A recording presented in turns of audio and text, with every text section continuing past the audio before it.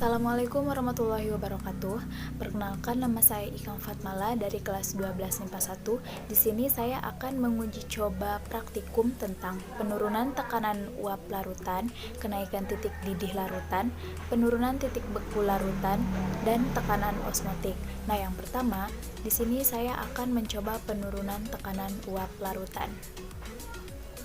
Penurunan tekanan uap larutan adalah keadaan di mana tekanan uap pelarut akan turun akibat adanya zat terlarut. Tekanan uap jenuh air murni pada suhu 30 derajat Celcius adalah 31,8 mmHg. Langsung saja, di sini kita ada alat dan bahan. Yang pertama, siapkan 3 buah gelas plastik yang tulisannya air panas, air gula, dan air garam. Terus ada garam, ada gula, dan ada sendok, dan juga ada penutup gelas. Nah, setelah ketiga gelas plastik tersebut sudah diisi air panas, lalu kita masukkan gula pasir 3 sendok makan ke dalam air gula ini. Selanjutnya, kita masukkan garam ke dalam tulisan air yang berisi air garam sebanyak 3 sendok makan. Setelah itu, kita aduk hingga semuanya terlarut. Setelah itu, kita tutup dengan penutup gelas.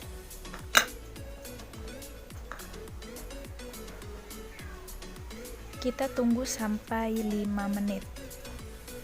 Lihat, setelah menunggu selama 5 menit, dapat kita amati bahwa pada gelas nomor 1 atau gelas yang tidak tercampur apapun, terdapat butiran uap yang banyak. Pada gelas nomor 2 atau yang berisi gula, terdapat butiran uap yang lumayan banyak. Dan pada gelas ketiga atau yang berisi garam, terdapat butiran uap yang sedikit. Jadi pada praktikum ini adalah zat terlarut apabila dicampurkan dengan zat pelarut, maka tekanan uap larutan tersebut akan semakin mengecil. Apabila jumlah zat terlarut yang dilarutkan ke dalam zat pelarut sedikit, sedangkan jumlah zat pelarutnya tetap, maka uap yang dihasilkan lebih banyak dibandingkan dengan jumlah zat terlarut yang banyak.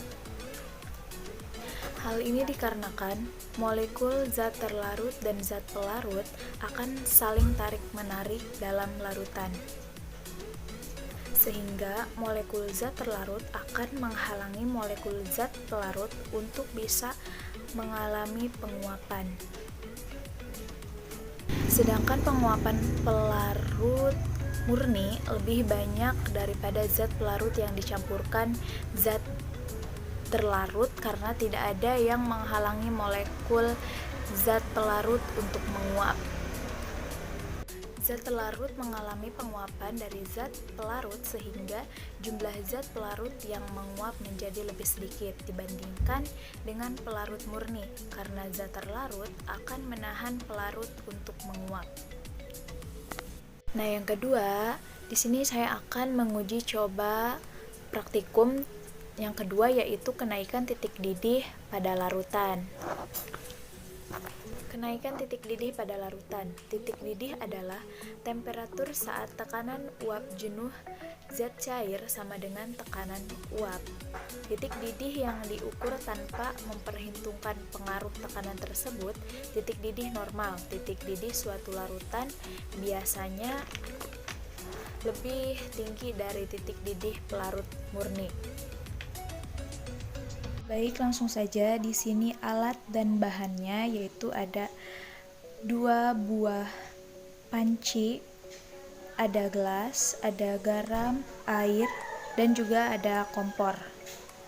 Baik, langsung saja. Di sini tadi saya sudah mengisi air ke dalam tiap-tiap panci yaitu sebanyak 2 gelas. Dan yang kedua yaitu kita nyalakan kompornya.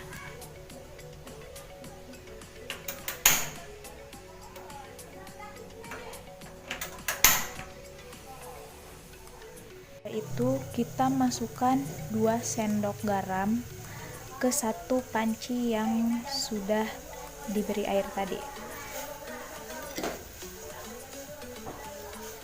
Kemudian kita aduk sampai merata.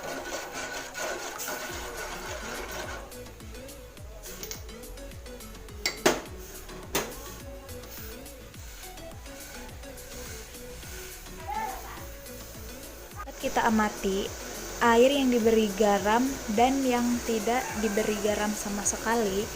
Yang diberi garam yaitu lebih cepat mendidih. Kali ini dapat disimpulkan bahwa garam lebih cepat mendidih dibanding air murni karena air garam merupakan larutan. Larutan mempunyai titik didih lebih tinggi dan titik beku lebih rendah. Hal ini dikarenakan larutan atau air garam sukar menguap karena molekul air terhambat oleh zat terlarut untuk menguap. Pada uji coba praktikum yang ketiga yaitu ada penurunan titik beku larutan. Penurunan titik beku larutan adalah penurunan titik beku pelarut akibat penambahan zat terlarut yang tidak mudah menguap. Di sini sudah ada alat dan bahannya. Yang pertama yaitu ada 4 gelas plastik. Yang pertama yaitu ada gelas yang berisi tulisan kosong dan ada juga tepung, air garam dan air gula. Nah, di sini ada gula pasir, garam, terigu dan es batu. Nah, langsung saja yang pertama kita masukkan es batu ke tiap gelas plastik tersebut.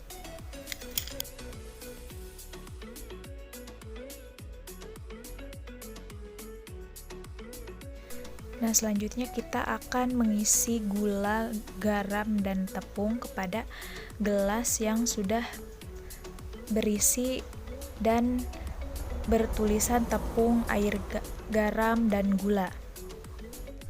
Kita masukkan gula 2 sendok ke dalam tulisan yang sudah tercantum gula.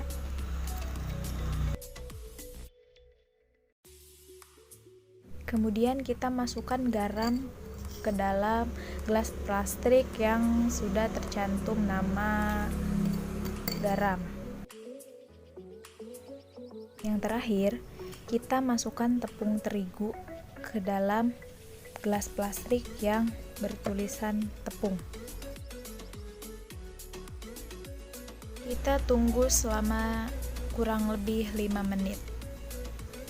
Setelah kita mengamati kurang lebih 5 menit dan terdapat 4 gelas, dan di sini kita bisa melihat mana yang lebih banyak mengandung air. Dan menurut saya gelas yang terdapat air garam yang lebih banyak mengandung air. Mengapa seperti ini? Penambahan garam pada es batu akan dapat menurun psikopat pada es batu. Es batu akan mencair dengan mudah. Ketika suatu pelarut dimasuki oleh zat lain, zat terlarut akan terjadi perubahan suhu yang diperlukan untuk mencairkan larutan tersebut. Dalam hal ini, zat pelarut adalah air murni tanpa zat pelarut ataupun akan membeku pada suhu 5 derajat Celcius dan mendidih pada suhu 100 derajat Celcius.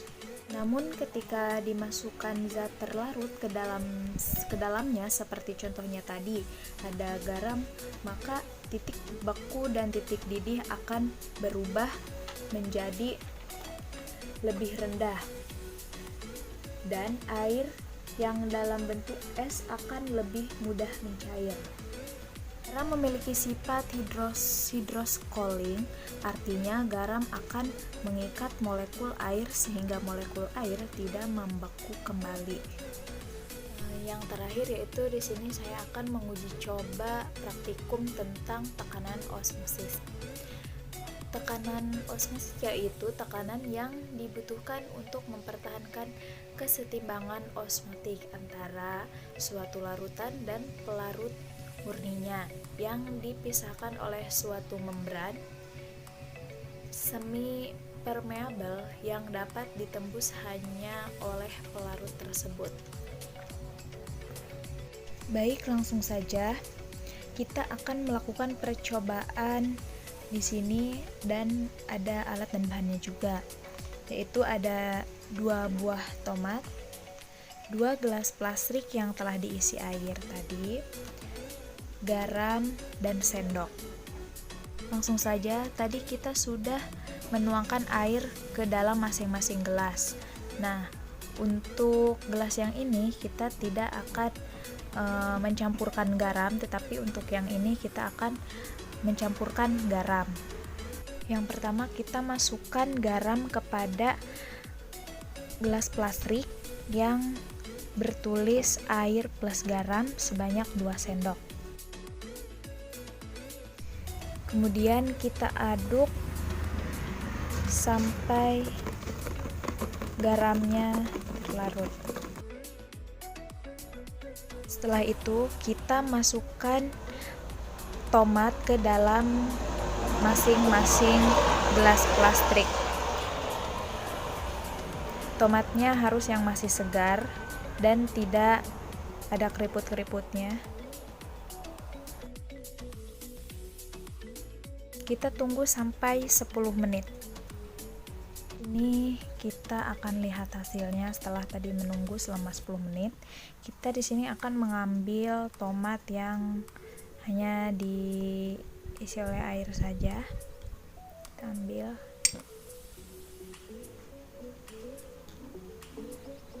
Dan kita akan melihat perbedaannya.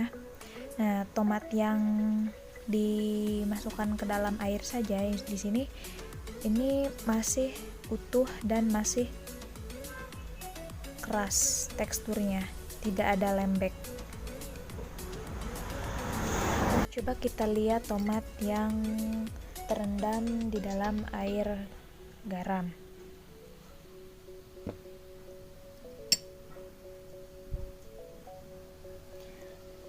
Kita lihat hasilnya. Tomat jadi lembek, kusut. Kenapa tomat yang terendam dalam air garam menjadi kusut? Karena molekul air yang terdapat dalam tomat ini berpindah ke pelarutnya. Ini pelarutannya air plus garam. Kenapa hal ini bisa terjadi? Karena adanya tekanan osmosis di dalam air yang terdapat dalam tomat ini, daya konsentrasinya lebih rendah dibandingkan dengan air plus garam yang sebagai pelarutnya. Jadi molekul air yang memiliki daya konsentrasi rendah akan berpindah ke molekul air yang memiliki konsentrasi tinggi.